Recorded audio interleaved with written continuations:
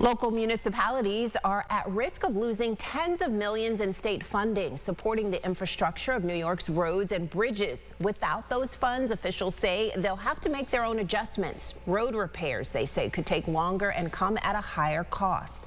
Natalie Kutchko joins us in the studio with more on these proposals as part of the state budget. Natalie.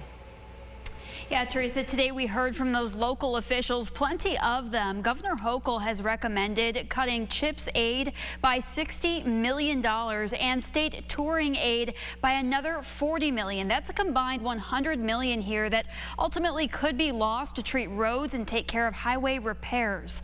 Officials here are pleading for those funds to be restored, as well as additional money to simply stay on track.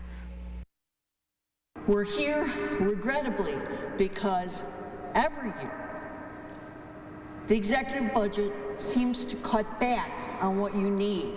Dozens of highway superintendents representing Livingston, Wayne, and Ontario counties joined state lawmakers Wednesday to push for critical funding to be restored as part of the upcoming state budget.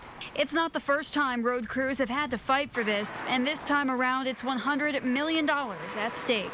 We continue to go back and forth with the governor's office because they have to find some place to cut funds to pay for other expenses. But roads and bridges, culverts, and equipment, when they're closed, it takes more time and more energy to get you where you want to go.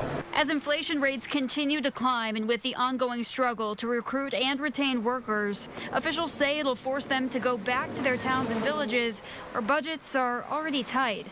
But every municipality will have to go back to their town boards, city councils, village trustees and say, we're not getting this much money this year in funding from the state.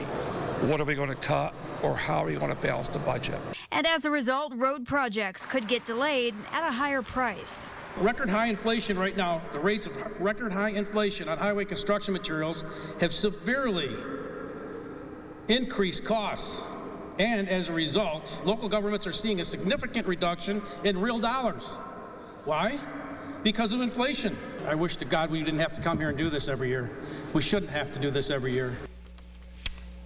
Now, in 2 weeks, roughly 600 highway and public works leaders from our area will join state lawmakers at the steps of the Capitol building to make their voices heard on this. The state budget, again, is due April 1st. In studio, Natalie Kutchko, News 8.